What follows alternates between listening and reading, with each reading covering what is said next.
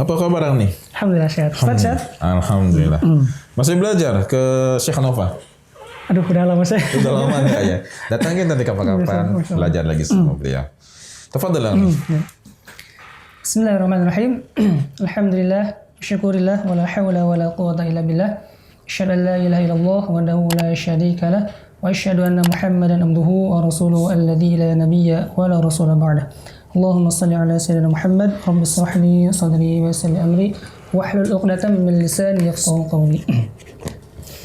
Sahabat-sahabat pecinta sinyal Islam Indonesia, alhamdulillah Allah SWT memberikan kepada kita kesempatan untuk belajar bersama guru kita Ustaz Fadil masih tentang adab menuntut ilmu.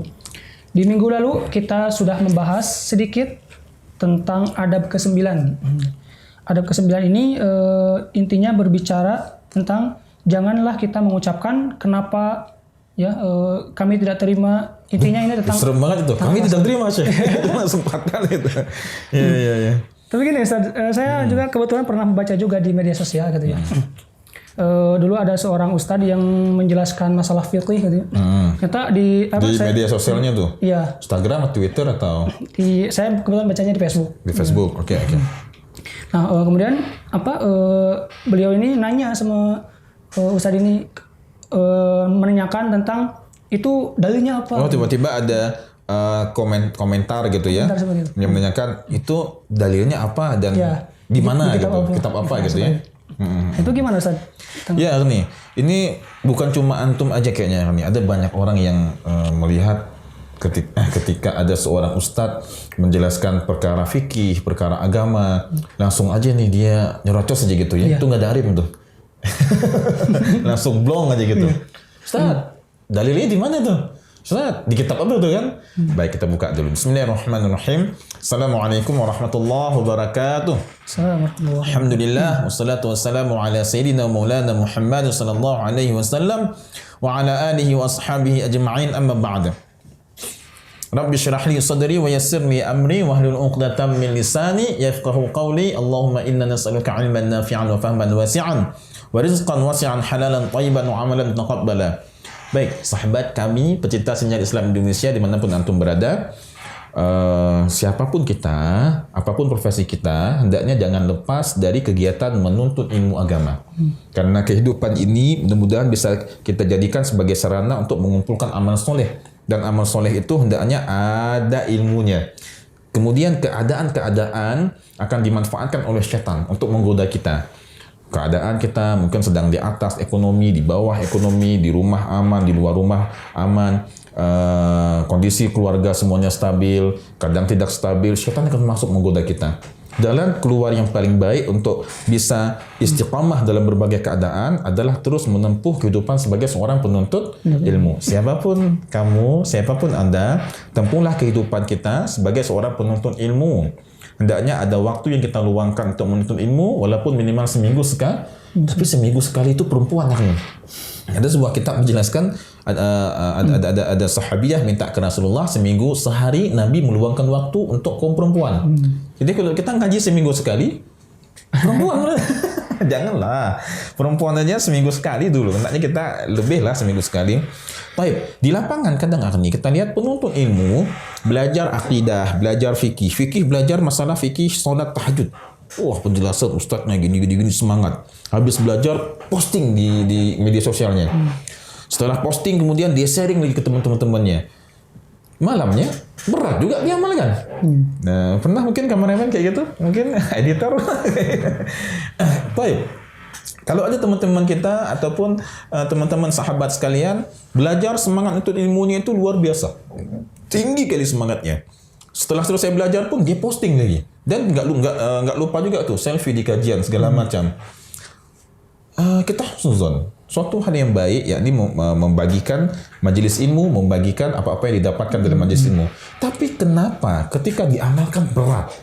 Salah satu sebabnya tidak mengamalkan adab ketika menuntut ilmu. Dan bab ke-9 ini, adab seorang murid terhadap gurunya, ini sering sekali dilanggar. Salah satunya aku bahas tadi. Dan itu mungkin satu dari banyak kasus. Ketika ada syekh yang memposting, mengupload, men-share di media sosial mereka, ini gini. Tiba-tiba ada orang aja yang kita nggak tahu dia pernah belajar atau tidak, punya guru atau tidak, syekh, ustadz, kiai, itu ada di kitab apa? Itu dalilnya mah, dikasih dalil pun nggak akan paham. Karena dalil itu untuk orang-orang khas tentunya, orang yang udah paham. Nih, coba sebutkan dalam Al-Quran ayat yang membolehkan kita makan nasi. Detail, Anda minta kata nasinya. Gimana kira-kira? Ruzza, bahasa Arab, ruzzu. Ada nggak kira-kira? Razzu, bahasa Arab, ada? Belum saya. Iya. Tapi ada ayat-ayat yang datang secara umum. Ya ayyuhalladzina amanu kulu min thayyibat. Dalam ayat lain kulu minat thayyibat. Naam. Jadi diperintahkan kepada kita untuk surat apa itu? Al-Baqarah. Al-Baqarah juz 2 halaman keempat dan keempat. Harus bisa. Masa dah setahun enggak dimaafkan atau lupa ayat-ayatnya. Harus bisa sistematisnya ayat halaman keempat dan halaman kelima. Maaf. Di situ kita lihat ayatnya bunyinya umum. Dalil itu ada yang am, ada yang khas, ada yang mutlak, ada yang muqayyad, ada mujmal, ada mubayyan, ada zahir, ada muawwal, ada hakikat, ada majaz. Sehingga hendaknya seorang penuntut ilmu ketika dia diberikan dalil oleh guru, diberikan hukum, faedah oleh gurunya, hatta walaupun gurunya tidak memberikan dalil, ada adab bagaimana dia menerimanya. Bukan langsung bertanya, "Syekh, ini mana dalilnya? Ini mana kitabnya?" Itu jatuh adab nantinya. Yang pertama, ketika kita berguru kepada syekh tadi, kita faham bahwa syekh ini dia orang yang sangat berkualitas keilmuannya. Kan nggak mungkin kalau dia nggak berkualitas, nggak mungkin kita mau datang ke situ. Dalam bab sebelumnya kita dianjurkan istikharah 3 bulan. Kalau kita udah yakin, ini Ustaz Fadil kayaknya bagus, jangan anda lah sombong pula nanti kan. Misalnya kita pengen belajar editor ke Kang Ramdan. Kang, kami pengen editing nih Kang, video. Kita lihat dulu Kang Ramdan ini bagus lah dia. Videonya bagus. Kan nggak langsung kita datang ke beliau gitu kan, Kang, tolong ajarin kami ini siapa, kuliahnya di mana, guru-gurunya siapa kan. Tapi kalau kita tahu misalnya Kang Ramdan dia bagus dalam masalah editing, masalah desain grafis dia bagus. Di situ ada kepercayaan dari kita bahwa ini orang berkualitas. Maka ketika dia menjelaskan satu perkara, dia menjelaskan satu faedah, apakah kita harus ragu? Ya mungkin kita ragu. Kenapa? Ini orang berkualitas. Jadi kenapa ketika seorang syekh, seorang ustadz yang kita tahu dia pernah belajar di Madinah, di Mekah, di Tarim, di Syria, ataupun di belahan timur lainnya, kita tahu gurunya. Ketika dia jelaskan, kita meragukannya. Hatta dokter pun yang kita nggak tahu dia kuliahnya di mana, gurunya siapa, tapi dia mendapatkan surat izin, dia kasih resep, nggak pernah kita protes. Dok, iya. Ini ada di jurnal mana dok ya? Ini ada di kitab apa dok ya? Ini dapat dari guru antum, ini kapan antum belajarnya? Diambil obat, dilempar sama dokter khawatirnya. Naam, al-muhim, apa yang datang dari guru kita berupa faedah, kita husnuzon itu ada dalilnya. Karena nggak mungkin seorang guru tadi berkata-kata mengikuti hawa nafsunya. Ini kita yakinkan dalam diri kita. Kalau kita langsung ragu, ini jangan-jangan dia banyak sekali syubhatnya, ini banyak sekali hawa nafsunya. Tapi kan Ustadz nggak ada yang maksum. Iya kan? Iya. Nggak ada yang maksud kecuali Rasulullah SAW. Iya, kita fahamin. Disinilah letak kepercayaan kita ketika belajar kepada seorang guru. Makanya pilih dulu guru, istikharah dulu, baru belajar padanya. Jangan ucapkan 5. Kenapa begini Syekh? Syekh, kenapa begini? Dulu Anda juga pernah ngajar tajwid. Anda bilang ini bacaan kamu salah. Itmamun harakahnya salah. Jadi kalau dia baca, misalnya contohnya wabanaina kurang sempurna, tidak wabanaina. Anda bilang ini itmamun harakahnya salah ini. Terus Ustaz yang benar gimana? Kenapa salahnya? Masya Allah, galak banget ini. Ini kebalik, bukan dosen killer ini student yang killer ini. Nah, tapi ya kita membimbing, mendidik, kita arahkan dengan baik. Yang pertama, jangan langsung ini kenapa sih? Kok bisa gini? Yang kedua, kami nggak terima. Ini lebih serumnya gini. Yang ketiga, man naqala hadza? Siapa yang menukil ini, Syekh? Ini siapa yang mengatakan ini, Syekh? Yang keempatnya, di kitab apa, Syekh? Di halaman mana? Masya Allah. Maka ketika berbicara dengan Syekh, janganlah mengucapkan kata-kata yang bisa menjatuhkan adab kita terhadap beliau. Dan sekarang banyak terjadi, akhirnya. Dengan beralasan tidak ada yang maksum selain Rasulullah Sallallahu Alaihi Wasallam. Iya, kita fahamin. Namun bukankah kita telah istikharah sebelumnya kan? Kita pilih dulu guru kita yakin dulu baru kita belajar padanya. Ada kan ini? Hendaknya ia mendengarkan pendapat itu dengan wajah yang berseri-seri. Ya. Ketika Syekh Hanafa menjelaskan kepada antum menerimanya dengan berseri-seri, wah Masya Allah, seolah-olah ini baru pertama kali antum dengar, baru pertama kali. Padahal udah 5 kali antum dengarkan mungkin kan. Misalnya Anda ajarkan ke antum Aghni, kita hafal Quran harus sistematis. Satu halaman ini ada ayat berapa? Misalnya alladzina ya'kuluna riba, ada berapa ayat situ? Ada 7 ayat misalnya. Ayat ketiganya apa? Ayat ketiganya innal ladzina amanu ila akhiri ayat. Udah berapa kali antum dengerin metode ini? Tapi tetap juga, Ustaz, saya dengarkan seolah-olah baru dengar pertama kan? Seolah-olah baru dengar pertama kali. Akhirnya ini ada halaman berapa? Ini ada di halaman ke-6. Juz berapa? Juz 3, surat Al-Baqarah. Dengan mushaf cetakan Madinah. Berapa kali aku dengar metode ini? Tapi nggak bosan-bosan. Tetap, Ustaz, ini seolah-olah baru pertama kali. Masya Allah, ini penjelasan ajib, Ustaz, luar biasa. Itulah bagaimana adab kita terhadap syekh. Maka ridha syekh,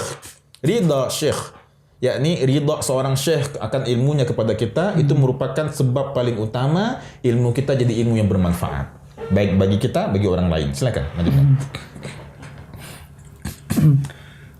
Tadi harus mendengarkan dengan wajah yang berseri-seri, walaupun gurunya tidak benar pendapatnya dikarenakan kelalaian. Karena guru kan lalai juga. Kadang ada yang salah baca. Anda pernah salah baca. Jadi hadirin, saya juga pernah salah baca dulu karena Anda pas ngisi daurah, alhamdulillah didampingin tuh oleh seorang ustadz yang lain. Daurahnya itu dari pagi sampai siang.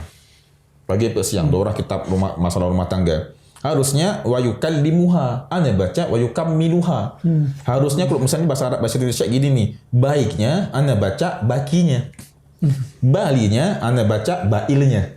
Jadi ada kesalahan huruf di situ. Alhamdulillah bukan kesalahan baris. Kesalahan huruf. Karena di mata Anda saat itu mim dulu baru lam. Jadinya wa yukammiluha. Harusnya wa yukallimuha. Diingatkan Ustaz, kayaknya ini wa yukallimuha. Jadi kita, oh iya wa yukallimuha. Maka namanya manusia kadang-kadang nggak lepas dari kesalahan. Walaupun si murid tadi tahu ini salah, tapi dia tetap berseri-seri. Seolah gurunya apa? Seolah guru benar. Nanti ada masa, ada adabnya. Ustaz, ketika dia berdua dengan syekhnya, sepertinya tadi itu begini Ustaz. Kalau ustaznya itu dia tawadu, dia akan mengklarifikasikannya. Dia akan minta maaf ke muridnya. Mohon maaf, materi yang kemarin ada kesalahan di sini. Nah, lanjutkan. Karena sesungguhnya kesucian manusia dari dosa itu hanya ada pada Nabi Sallallahu Alaihi Wasallam. Masya Allah. Maka ketika ada kesalahan guru pun hendaknya dia bisa menerima dan juga hendaknya dia bisa mengingatkan dengan adab. Jangan, Syekh, ente salah baca nih. Males lah Syekh belajar sama ente. Yuk cabut. Itu nggak ada adabnya. Provokator. Iya, ilmu kita hilang, nggak bisa bermanfaat untuk kita. Inilah maksudnya ilmu tidak bermanfaat. Nggak bermanfaat untuk diri sendiri, nggak bermanfaat untuk orang lain, nggak bermanfaat untuk diri sendiri, nggak bisa diamalkan, berat. Nggak bermanfaat untuk orang lain, tidak dia ajarkan untuk anak, untuk istri, juga untuk orang-orang lah. Nggak jadi produktif akhirnya kan. Masya Allah. Antum berani nggak Syekh Hanafa gitu? Nggak berani. Tetap walaupun misalnya nih Syekh bilang kita akan belajar materi huruf misalnya sin dengan shin kata Syekh. Begitu masuk kelas sat dengan dot ternyata. Ada yang berani protes? Diam semuanya. Selesai majelis, Syekh kayaknya tadi pagi Syekh salah tulis ya materi sin dengan shin. Oh ya. Mungkin kami salah baca. Ini luar biasa adabnya kan. Atau kami salah baca. Maka ketika ada kesalahan, jangan salahkan pada Syekh. Paling fatal ketika seorang murid bilang, saya nggak paham nih Ustaz materi adab, kenapa Ustaz Fadil cepet-cepet ngejelasin. Saya nggak paham kenapa hostnya nggak ganteng. Saya nggak paham hostnya bukan selebgram. Jangan. Kembalikan ke diri sendiri. Mungkin penjelasan Ustaz tinggi banget ala profesor. Saya nggak mampu untuk menjangkaunya. Jangan pernah jelekkan guru, jelekkan diri kita sendiri. Nah, saya rasa sudah cukup Agni penutupnya sekarang. Wa kadzalika yang bari. Dan begitu juga hendaknya ia bertanya kepada gurunya dengan penuh sopan dan dengan tutur kata yang santun ketika bertanya seputar tema mengapa kami tidak terima. Nah, tadi penjelasan kan, jangan sampai dia langsung potong. Hendaknya kalau memang ada yang tidak bisa dia terima, dia sampaikan dengan sopan santun. Dan kalau bisa jangan di majelis, itu sama seperti dia mengorek aib gurunya. 5 wala nusallim fa in qila lana kadza aw fa in muni'na dzalika. Teruskan. Apabila dikatakan kepada mereka apabila kami dilarang dari yang demikian. Fa in muni'na dzalika. Kalau kami dilarang dari demikian Syekh, kenapa Syekh dilarangnya Syekh? Na'am. Fa in su'ilna an Apabila kami kaza. tanya tentang demikian, apabila disebutkan demikian atau kata-kata yang lainnya. Nah, fa in urida kaza, jika Syekh menjelaskan periwayatan seperti ini. Na'am. Liyakuna, agar Ini udah habis. oh dia sebutkan ya, liyakuna mustafhiman lil jawabi sa'ilan lahu bi husni adabin wa lutfin ibaratin, agar kita liyakuna mustafhiman lil jawab, benar-benar bisa menjadi orang yang faham banget akan jawaban isi penanya tadi, lahu bi husni adabin. Adanya ketika berjawabnya itu dengan adab yang baik, bi husni adabin wa lutfi ibaratin. Lutfi ibarah kata-kata juga yang baik serta lembut. Jangan langsung berak segala macam, jangan. Nah, ba'du ini sekarang setelah kita fahamin bab ke-9 ini, kita masuk ke adab ke-10. Teman-teman sekalian, adab ke-9 bagaimana cara kita menerima penjelasan dari syekh dan bagaimana cara kita berbicara. Kalau tadi kan cara duduk dengan syekh, kemudian cara berbicara dengan syekh. Ketika syekh menjelaskan, bagaimana kita untuk bertanya dengan syekh. Ketika ada penjelasan syekh yang mungkin berbeda dengan pendapat guru yang lain, bagaimana kita bertanya, dan bagaimana reaksi kita, sedikit dibahas reaksi kita ketika syekh menjelaskan suatu perkara kemudian salah penjelasan tadi. Apakah kita langsung mengkat? Nah, kalau bisa pintar-pintar kita balikkan fakta, kita balikkan perkaranya seolah-olah syekh kita nggak salah, tapi kita yang salah. Syekh hari ini belajar ini ya huruf shad dengan dad. Sepertinya Syekh lupa materinya, ataupun Syekh kayaknya ini Syekh ngantuk ini, jangan gitu. Namun kita balikkan seolah-olah Syekh kita yang benar. Syekh tadi salah ketik ya, atau kayaknya Syekh kita ngetiknya lagi dalam keadaan buru-buru. Nah, kita mengambil rukhsah uzur untuk Syekh kita. Dan kita bilang, Syekh tadi pagi diinfokan apa, yang diajarin apa, itu salah. Tapi kita ambil husnuzon, Syekh kayaknya tadi pagi buru-buru yang ngetiknya ya, atau Syekh kayaknya tadi ngetik di jalan ya. Kita ambil husnuzon, ambil uzur bagi Syekh kita. Naam. Setelah kita fahami bagaimana cara kita berbicara dengan Syekh, bagaimana cara kita untuk bertanya pada Syekh, sekarang kita masuk, sahabat kami sekalian, pecinta sejarah Islam Indonesia, bab ke-10. Nah, Masya Allah. Iza sami'a syekha yazkuru hukman fi mas'alatin aw fa'idatin mustaghribatan atau syekhnya ini, kalau kita mendengar syekh kita menyebutkan satu masalah, satu hukum, satu faedah yang agak asing, atau berhikayat, berkisah dengan suatu kisah, atau membacakan syair yang kita juga hafal sebenarnya, dan kita tahu ini kisahnya ke sini nih, ini kisahnya ke sini. Bagaimana reaksi kita? Apakah kita akan membuat wajah yang membosankan? Males nih Syekh, udah berkali-kali dijelasin. Atau kita duduk di satu majelis yang materinya itu udah pernah kita dengar sebelumnya. Materinya ini lagi. Bagaimana reaksi kita? Silakan. Apabila ia mendengar gurunya menyebutkan suatu hukum dalam suatu masalah atau faedah baru yang asing, atau menyebutkan suatu kisah atau lantunan syair, padahal ia telah hafal, maka hendaknya ia benar-benar mendengarkannya dengan seksama pada saat itu, seakan-akan orang yang haus akan penjelasannya dan bergembira karenanya, seakan-akan ia belum pernah mendengarnya sama sekali. Masya Allah. Ka'annahu lam yasma'hu qattun. Seolah-olah belum pernah didengar sama sekali. Di sini bagaimana kita mengijlalkan syekh kita. Kita menganggap syekh kita ini orang yang benar-benar menguasai ilmunya, tapi bukan hanya mengijlalkan dari segi ilmu, mengijlalkan dari segi karakter juga nih. Kalau segi mengijlalkan ilmu, kita tahu nih syekh bagus penjelasannya. Cuma kalau yang dijelaskan itu aja. Seminggu 5 kali dibahas oleh syekh. Bosan nggak kira-kira? Bosan kan? Tapi bagaimana kita memposisikan dari diri kita, adab kita, walaupun ini udah kita hafal dan syekh udah berulang-ulang kali dijelaskan, tetap kita bersikap agar syekh ridha ke kita seolah-olah kita baru mendengarnya pertama kali. Masya Allah, syekh ajib. Ini punya teman kayak gitu, anak Lombok dan syekh menjelaskan masalah Syama'il Muhammadiyah. Karena syekh yang ngajar kami saat itu sangat cinta pada Rasulullah. Jadi syekh, kami bahas kitab Tarikhul Adab Arabi, sejarah sastra Arab. Syekh menjelaskan sastra pada zaman Nabi. Dan syekh sedikit menukil Syama'il Muhammadiyah, karakteristik Nabi SAW dari segi fisik beliau.